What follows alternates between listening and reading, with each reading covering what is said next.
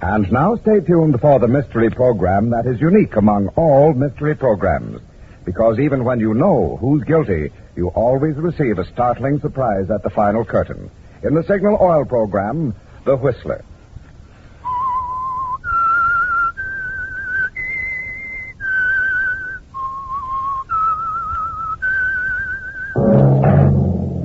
Signal, the famous Go Farther gasoline, invites you to sit back and enjoy another strange story by The Whistler.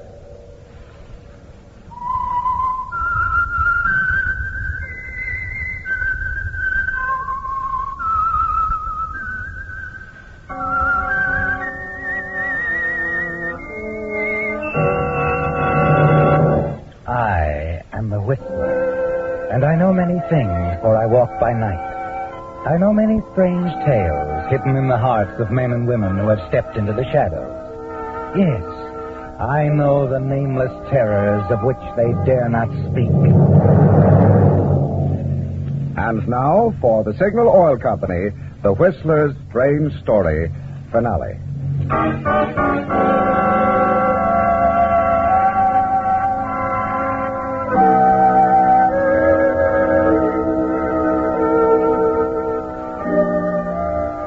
The rehearsal of Ned Wilson's new Broadway musical had been in progress for several hours. On stage, the spotlight held the dancing figure of Christine Courtney, star of the show. Out front, the director, writers, and backers of the production watched intently, at each intricate step with the rhythmic ease which had made her famous. Christine was well aware of the admiration she attracted. But at that moment, her efforts were devoted toward pleasing just one man, her fiancé, Ned Wilson, producer of the show. And she glanced often into the wings where he stood watching her, smiling his approval.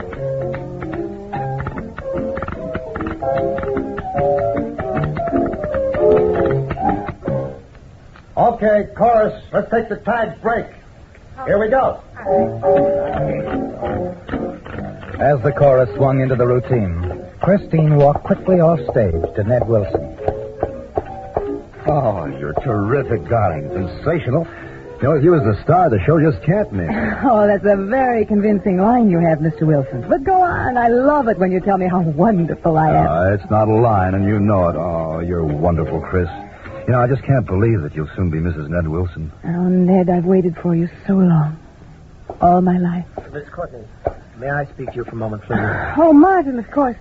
Here, I want you to meet Ned Wilson, our producer. Well, how do you do, Mr. Wilson? Ned, this is Martin Duncan. Hello, Martin. I spoke to you about him several days ago. Oh, yes, the young playwright. Well, Chris tells me you've written a show I might be interested in, Martin. Well, she said you'd read it, Mr. Wilson, and tell me if you think it has possibilities. Sure, I'd be glad to. Look, while you two talk business, do you mind if I run along to my dressing room and change to street clothes? No, go ahead, darling, go ahead. And Martin, good luck with your play. Well, thanks, Miss Courtney. Nice of you to help me out. Forget it, Martin. I remember when I was trying to get a break.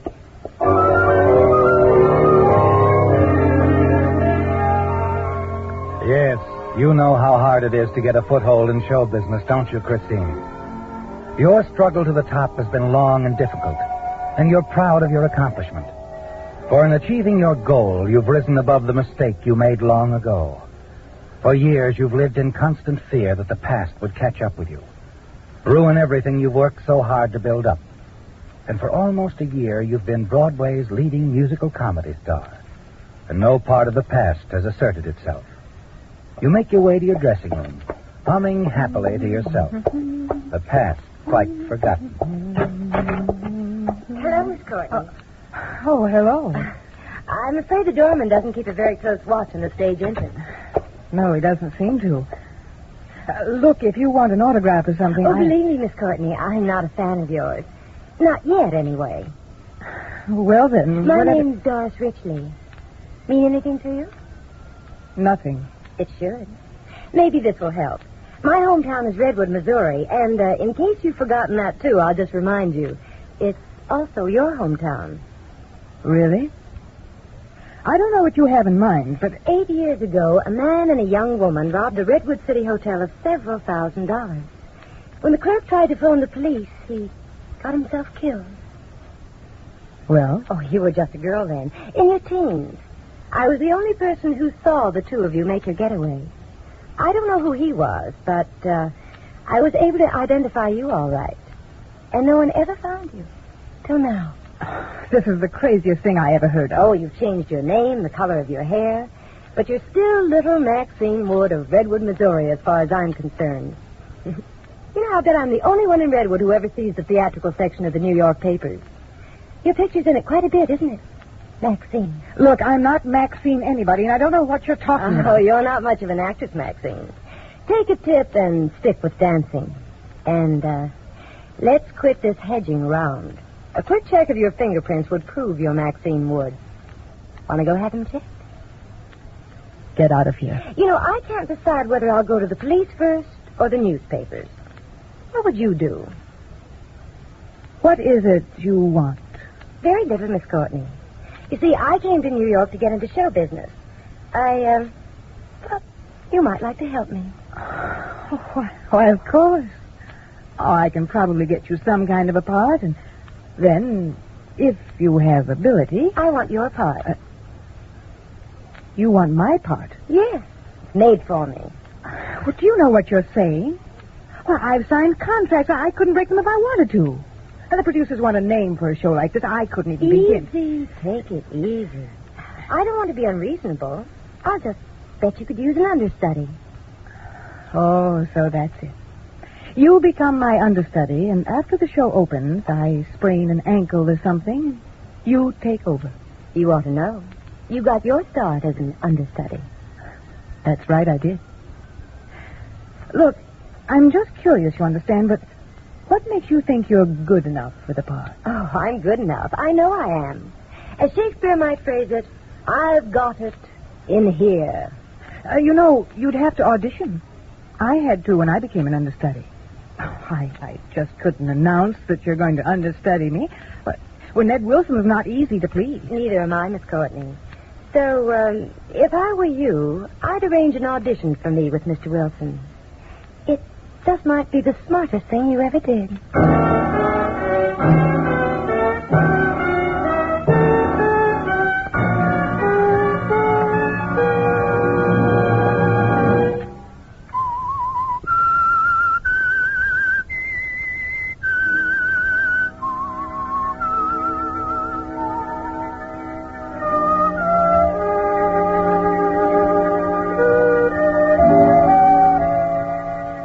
Christine, after 8 years, you were sure no one would ever discover your real name as Maxine Wood. That you once participated in a robbery that ended in murder by your accomplice. It was something you hadn't counted on when you recklessly agreed to help on the job, but it happened. And now, the girl who saw you threatens to inform the police of your true identity. Tear down the long years of struggle that has made you a leading musical comedy star, unless you make her your understudy. The following morning, you telephone Ned Wilson, arrange an audition for Doris Richley that same afternoon. And after lunch, you pace your apartment floor nervously as you await Ned's call.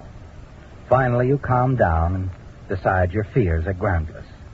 That it would be impossible for anyone with so little experience to audition successfully before the critical Ned Wilson.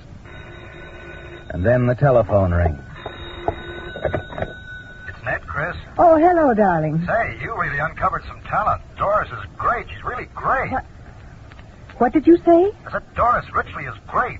Natural, a real fine. Oh, wait till the critics get a load of her. She's Please, Ned, it isn't necessary to shout. Oh, I'm sorry, Chris. I guess I'm a little excited about her being so terrific. I was afraid she'd turn out to be another Martin Duncan. You know, his play wasn't any good at all. I was afraid it wouldn't be. Doris is another story. She seems to learn quickly, and she ought to have your part down pat in no time. Matter of fact, if you're not careful, she might dance right into your job. May make you a talent scout instead. That's one of my strong points, spotting talent. Wait, Chris, Doris is right here. She wants to talk to you. Here. I just wanted to thank you, Miss Courtney. I'm so pleased about everything. Mr. Wilson seems to think I have excellent possibilities. Yes, so he said. I told you I could make it if you just give me a chance. Yes, you did, didn't you? Anyway, thanks again. I think you know how much it means to me. And, Miss Courtney, I'll never forget you.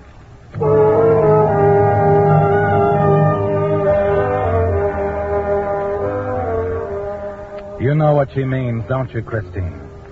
She'll never forget who you really are in case you should get out of line. You're shocked at the success of her audition. And yet you're relieved, too, because this should silence her, keep her from going to the police about you. And a lot of things can happen before Doris actually steps in and takes over your part. Everything goes smoothly for the next few days. And then one afternoon, you enter your dressing room to find Martin Duncan waiting for you. Well, Martin, hello. Hello, Miss Courtney. Oh, it's nice to see you. I've been meaning to call you and tell you how sorry I am Ned wasn't interested in your play. That's very nice of you, Miss Courtney, but you see, it doesn't make any difference. I found a buyer for it. Oh, I'm Martin. That's wonderful. Oh, I'm so glad for you. Who? You. Me? Oh, now, wait a minute, Martin. You're certainly doing a lot for unknown talent these days, Miss Courtney. First, Doris Richley, now me. Doris? You and Doris? Yes, Miss Courtney. Redwood, Missouri isn't so far from Broadway, is it, Miss Courtney? Doris and I discovered then. We found we had a lot to talk about. Of all the cheap, conniving tricks, how much of a fool do you two think I am? Well, you were foolish enough to make a pretty big mistake 8 years ago back in Missouri. But we don't think you're foolish enough to let me go to the police with it. Suppose you went to the police. Where would that get you? The question is, where would it get you? You know, Martin, you're the type that's liable to wake up dead some morning. I don't think so. I keep a revolver in my desk at home that says I'm going to live a long, happy life. You must have annoyed quite a few people. Possibly. Anyway, the price for my play is only $30,000. Oh, you know I don't have that kind of money. Big star like you, don't make me laugh. I'm not trying to. I've only been on top for one season. My expenses are big, so are my taxes. Agents' fees, publicity costs. You're going to have to go on a budget, aren't you, Miss Courtney? Tell you what. Give you a couple of days to think it over. Then you can pay me, say, $5,000 down and, $300 a week.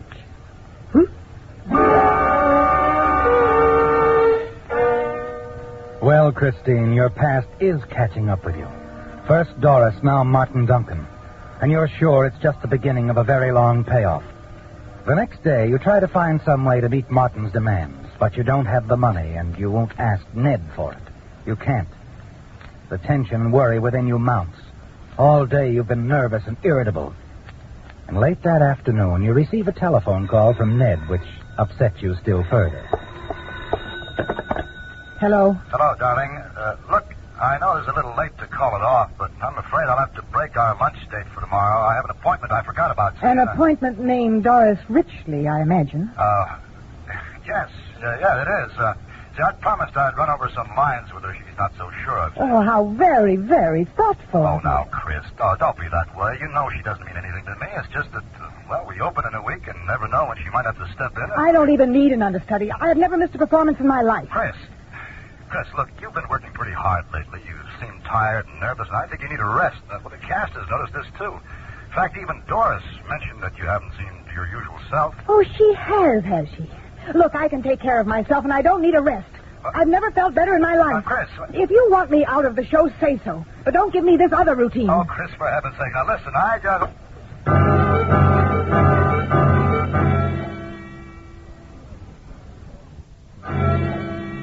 You might have known that stealing Ned away from you was part of Doris's plan, too, Christine. Suddenly, even in your anger, it all becomes quite clear. You felt only the first stinging blows, the first pebbles of the avalanche.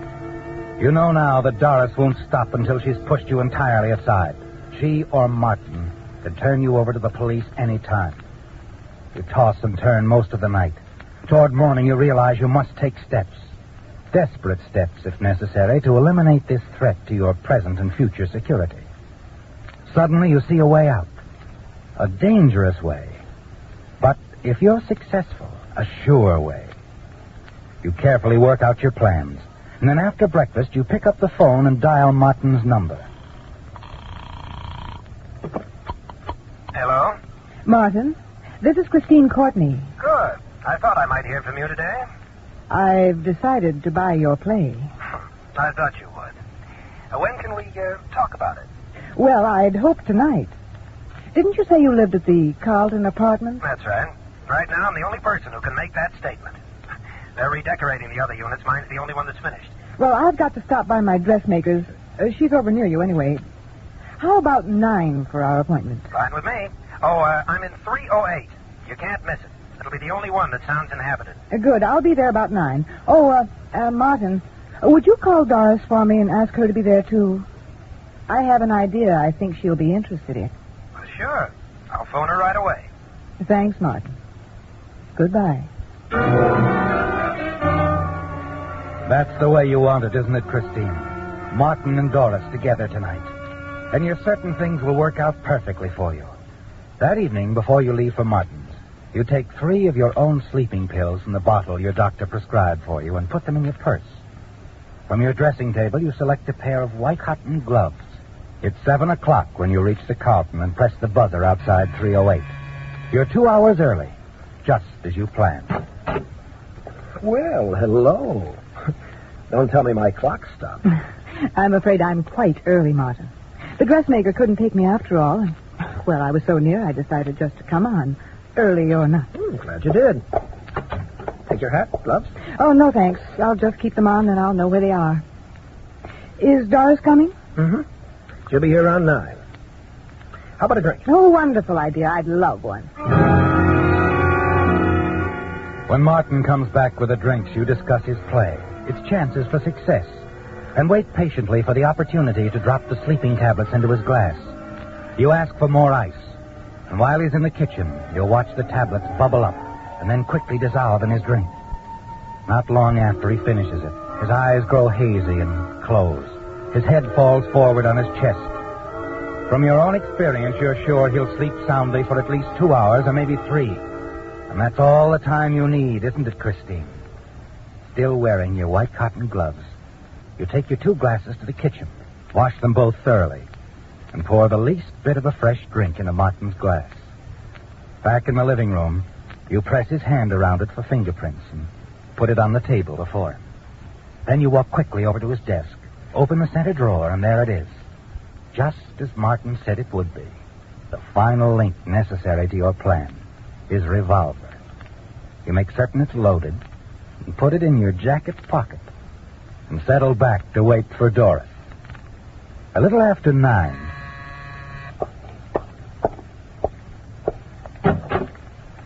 Come in, Doris. I'm afraid I'm a little late. Well, what's the matter with Martin? Looks like he passed out. Passed out? Well, there's a switch. He's never done that before. He's never had this kind of a drink before. What kind of a crack is that? His drink was loaded, Doris. So's this. Hey, now, wait a minute. What's the idea? That's something you'll never know, Doris.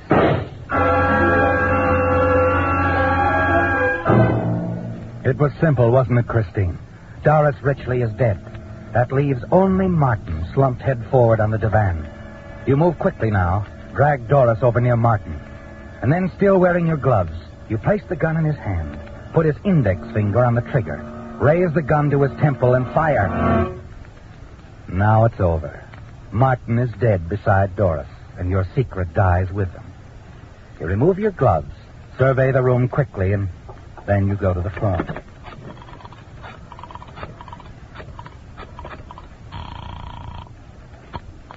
Police headquarters. Oh, please, send someone to the Carlton Apartments, number 308. There's been a murder and a suicide. Oh, please, hurry. Your hysteria is almost real by the time you hang up the phone. But you're sure that with the evidence you've carefully planted, your story will stand up. And you're grateful in the knowledge that Martin's apartment building is empty of its occupants. No one will be barging in asking questions until the police come. And when the lieutenant arrives, you feign a stoic calm as you tell your story. I tried to stop him, Lieutenant. I never dreamed he'd do such a thing. Suppose you begin at the beginning, Miss Courtney. What were you doing here? Well, Martin asked me to stop by. He'd written a play, wanted me to read it. When I got here, his apartment door was slightly ajar. Doris was here. They were quarreling violently. He was accusing her of things, all sorts of things. Would you call it a lover's quarrel? Yes, I would. I started to leave, but then I realized that in his state of mind, he might have done something. Oh, he was insanely jealous of her. So I came in to see if I could help. Did he have the gun then? Yes. Yes, he was sitting on the divan with a revolver in his hand. I tried to talk to him, calm him down. But at first I thought he was going to be okay. Then Doris said she was through with him, and he seemed to go crazy. Before I could stop him, he shot her. Then he calmly sat down on the divan and turned the gun on himself. I see. Oh, if only I had the sense to go for help immediately. You mustn't blame yourself, Miss Courtney. But they were both my friends. I know. Things like this are always tough, even on us. You get some rest now. I'll have one of my men drive you home. Oh, thank you. Try to forget about tonight.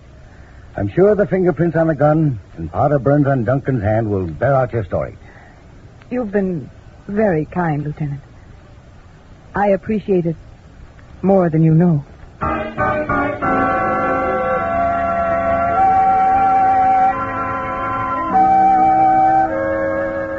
Well, Christine, it's all over, isn't it? And you're certain the police believe Martin Duncan killed Doris Richley, then turned the gun on himself and committed suicide. The police lieutenant's statement that the fingerprints on Martin's gun, the powder burns on his hand, will prove your story. Convinced you've left no loophole in your carefully planned removal of the only two people in the world who could identify you as Maxine Wood, wanted on an 8-year-old murder and robbery charge. The day following the tragedy, you insist on returning to work so you can forget. And once again, the rehearsal of Ned Wilson's new Broadway musical is in progress. Out front, the directors, writers, and backers of the production watch intently as you execute each intricate step with a rhythmic ease which made you famous. Okay, take a break, everybody. 5 minutes, but be right back. We've got work to do now. Come on. As you start off stage, the first person you see in the wings is the lieutenant who'd question you at Martin Duncan's apartment. You try to appear unconcerned as you walk toward him. Hello, Lieutenant. Hello, Miss Courtney. You want to see me? I'm afraid I do. Afraid? What do you mean? I thought maybe you might want to alter the story you told me last night. Why would I wish to do that? There were just 3 of you at Martin Duncan's apartment. That's right. And you still say you saw Duncan shoot Miss Richley, then turn the gun on himself? Well, of course I do. That's exactly what happened. Why, you said yourself his fingerprints on the gun, the powder burns on his hand prove that. His prints on the gun check okay, Miss Courtney. The powder burns are in his hand, too. Well, then why are you... These your sleeping pills, Miss Courtney? Well, I don't know. They're from your medicine cabinet, and your name's on them. Yeah, then they must be mine. Your doctor says they contain exocene. Well, suppose they do. Funny thing about some drugs, exocene, for example. Some people, most people even, can take it. Doesn't bother them. But a few cannot. Martin Duncan was one of these. He was allergic to exocene, Miss Courtney. Well, suppose he was. He shot Doris, I tell you, and then he... Yes, he did. He was the first dead man in history to commit murder and suicide. Dead man? That's right. Duncan strangled to death a few minutes after you gave him the sleeping pills. He couldn't have shot either himself or Doris Richley. The autopsy proves he was dead for more than an hour before either of them was shot. You were the only other person there, Miss Courtney.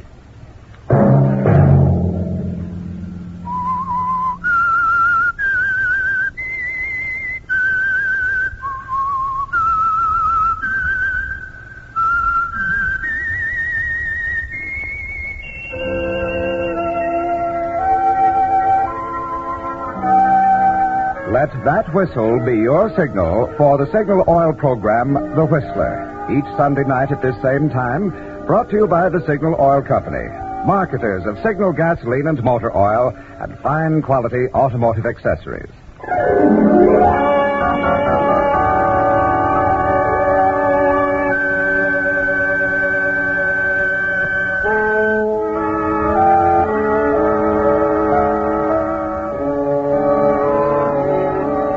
Featured in tonight's story were Bill Forman, Joe Gilbert, Doris Singleton, John Daner, and Dave Ellis. The Whistler was produced and directed by George W. Allen with story by Nancy Cleveland, music by Wilbur Hatch, and was transmitted to our troops overseas by the Armed Forces Radio Service. The Whistler is entirely fictional, and all characters portrayed on The Whistler are also fictional. Any similarity of names or resemblances to persons living or dead is purely coincidental. Norman Nesbitt speaking for the Signal Oil Company while Marvin Miller is on vacation.